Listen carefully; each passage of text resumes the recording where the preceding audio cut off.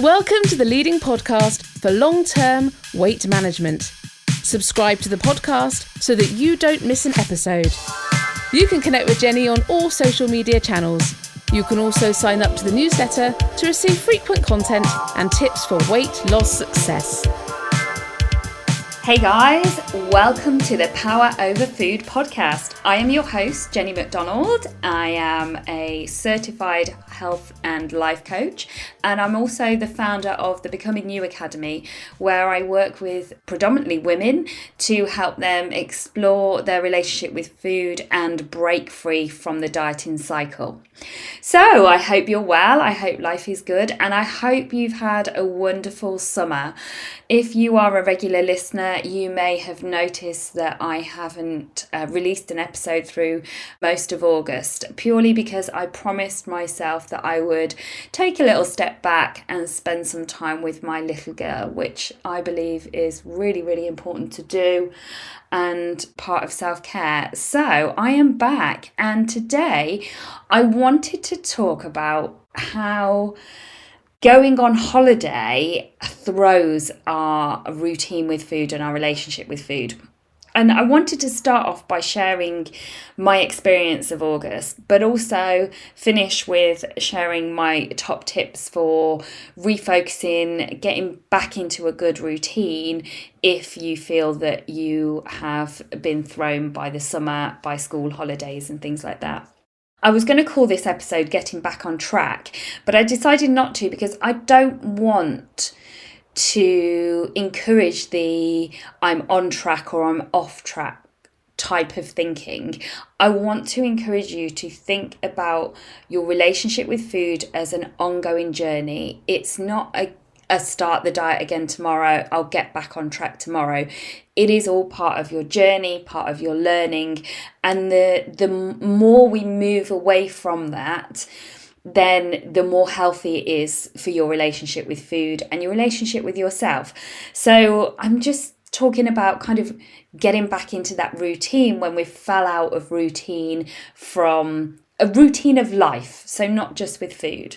First of all, let me start with what happened for me over the course of August. I promised myself that I would step back a little bit from work. I was still working, but doing a lot less. And I planned lots and lots of fun things to do with my little one, days out, little mini breaks. And then we finished the month with a wonderful holiday in Lanzarote. But that meant my normal routine was completely thrown. There was so many nice things going on that I stopped getting up early. I stopped writing my gratitude journal and my normal journal. I stopped analysing my thoughts and just centering myself. And I stopped my whole routine with how I was eating and how I was working on my relationship with food, which was and still is in a good place, but was in a really, really good place, and also my exercise routine. What happened was, towards the end of August, I was getting quite grotty, and this was while I was in Lanzarote, and I just noticed that my mood was quite low, which I found really interesting because I'm in Lanzarote and with the two most important people in my life. There is no work, there is nothing to think about, and yet I'm quite agitated. I'm a big one for saying, get curious. If you notice your feelings are changing, if you notice something's kind of niggling at you, then get curious about it. Now, the old me probably would have thought, you know what, you're on holiday, you've got nothing to be miserable about, get on with it, have a nice time. But that doesn't actually solve or explore or stop it happening again.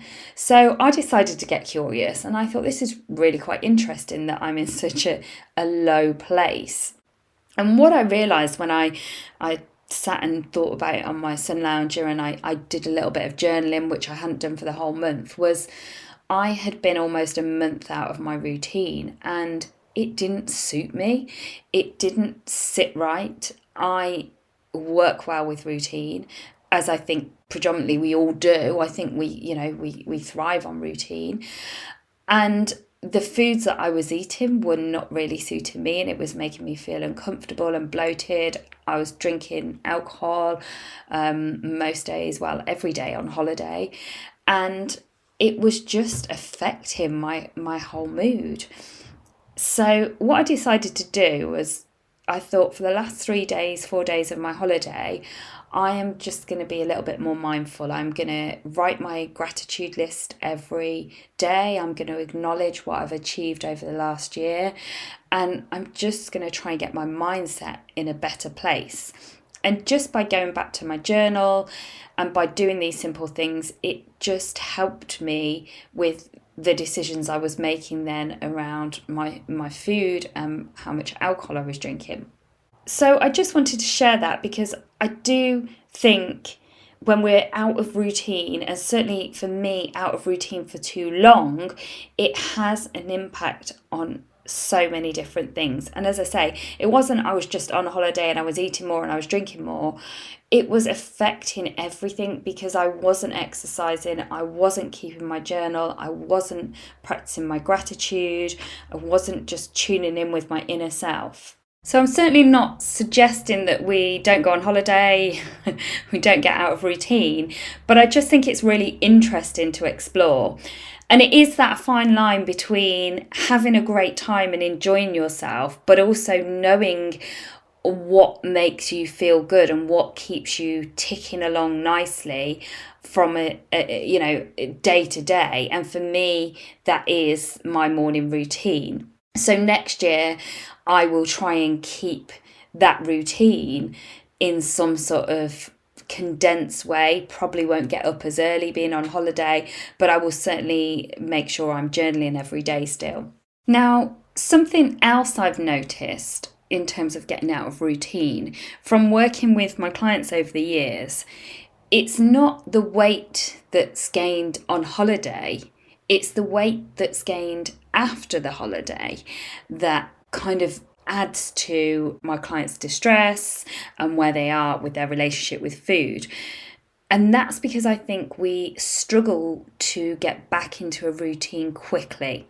And what I mean by this is we come back with all good intentions. For many of us, we still step on those damn scales and we go, oh, okay. And it might be okay, I've put on £5, I know what to do. And then we go down that route of, oh, it's only £5. Thought it might be more than that. Maybe it's not so bad. That'll probably just come off. It'll be fine. And then before we know it, 3 weeks gone by and we're still overindulging. We're eating more than our body needs. We're not nourishing our body. We're not choosing the right foods that fuel us efficiently. And we are gaining weight, and then we're getting frustrated because we think we are managing, but it's all gone a little bit crooked in our heads. Now, the other thing I see is people, go, oh, I've put on £5. Well, I don't think I've eaten enough to put on £5, which you literally probably haven't. But when we come back from holidays, there's often a lot of water weight. Our stores are a little bit more full. We're inflamed. And there's just so much going on with our body because we've been out of routine and we've eaten more than we usually do, that it takes a little bit of time for our bodies to settle back down. But instead of thinking about it logically and just coming back, getting into normal routine, not particularly worrying about weighing and just letting that holiday weight just drop back down over a couple of weeks, we obsess either way with it. So for the person that goes, wow, how have I possibly put on that much? I haven't eaten that much. They're in a state of frustration. So then they're fighting it and they feel that it's not fair, but they're not really being realistic about what the scales are actually telling you at that moment, at that snapshot in time. My top tips, if you are listening to this early September and you are still out of your routine, even though the kids have gone back to school, we're all getting back to normal. However, if you haven't got children, it might be your holiday time now, because I know for a lot of people, they'll wait till the schools do go back before they go on holiday. My top tips for getting back into routine, and I'm going to share some with you now, are first of all, in the words of Elsa and Frozen, let it go. So whether you are weighing, whether you are going by your clothes, whether you are just going by, how you feel, let it go. You've been on holiday, you've enjoyed yourself. It's, a couple of times a year maybe, and it is okay. What good is it if we can't just go and throw caution to the wind and enjoy ourselves on holiday and take our eye off the ball? So let it go. Be kind to yourself. Just acknowledge, just think, wow, yeah, have had a good time. How do I feel? And what I have noticed over the years is the more I learn, the more equipped I am for the next holiday and my choices. And I know that in recent years I've overindulged less and less each year because of what I learn and what I remember and how I feel at the end of that holiday. So just let it go. Secondly, I would say set your intentions. So revisit what your goals are, write them down, share them with somebody else, and set your intentions. Because I think the other thing we do is we come back and we think, oh, I need to lose that £5, or I need to get back on track with my eating. And we just think it. We don't really set our intentions and set a plan. We don't think, right, how am I going to do this? We let 4 weeks pass us by and we haven't really addressed or moved forward with what's happening. And I don't mean you have to go back on a diet. As you know, if you've been listening to me, I'm all about trying to have a peaceful relationship with food. But having that peaceful relationship with food still requires effort when you are in the learning stage. And I'm still in the learning stage after all of these years. So set your intentions, refocus. Number 3, and you've heard me say it before, but keep a journal. Just spend 5 minutes a day, 10 minutes a day, just looking at where you are, how you're feeling about food, but just how you're feeling about life in general. There's a whole other podcast on journaling. I think it's one of my earlier podcasts, probably in the first 10, but I'm not quite sure.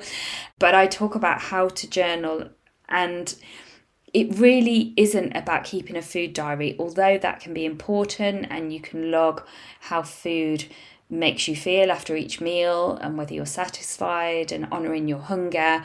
It's also about journaling, is about managing life. And I do believe if we learn to manage situations in our life and manage our thoughts, then our eating isn't such a big deal, because we're not relying on that substance, that food, to make us feel better, to pick us up or to console us or to push down other emotions. So keep a journal. And number 4, remember what works, because sometimes I think we're always looking for the next fix, the next quick thing. What were you doing before you went away that was working for you? What doesn't work for you? And draw on your experience of what works for you. Don't keep trying to reinvent the wheel. Don't start buying these magazines that say lose £7 in 7 days. You know what your body needs. You know what works for you. If you don't, then work with a coach, work with somebody that can help you transition into a peaceful relationship with food instead of, going back on another diet. Finally, I kind of just said it then, but accountability. I think we do well with accountability, and I've certainly noticed that is key for me, to have some sort of coach that helps to keep you focused on your goals, that helps you to find that relationship with food that is peaceful, not somebody that is telling you what to do, but helping you to explore how you want to live your life with food, and also helping you to explore your relationship with food in terms of emotional eating, in terms of, as I say, dealing with life in general. So accountability. So they are just my thoughts on getting back into some sort of routine, normality after the summer holidays, after the break. Something else I just wanted to let you know, in my Facebook group, I am currently doing Self-Worth September. So each day I'm sharing just a really, really simple activity for you to do to increase your self-worth. So hopefully by the end of the month, the ladies that are taking part, if they've completed all the activities, will feel a lot better. They will have a higher value of themselves. And the reason I'm doing this is because I do believe, as I've said in previous episodes, if we increase our value of ourselves, if we feel that we are more worthy, then we are likely to look after ourselves better. We are likely to treat ourselves well and nourish our bodies better. Feel free, if you're not already in the Facebook group, to come and join in the challenge. They're really short activities, so you can soon catch up and go back to day one and join in. Thank you, as always, for those who have touched base, those who have messaged to say they're enjoying the podcast. If there's anything you feel you would love me to talk about, then please drop me a message. I'm always open to chatting with you guys and supporting you. A few people have messaged and asked how you can work with me, and I do have a place becoming available soon for one-to-one coaching. I can take you through a 12-week transformation program where you start to change your relationship with food, both on an emotional level, but also, literally looking at what you're eating and I like to call it designing your diet for life. So if that's something that interests you, then do get in touch.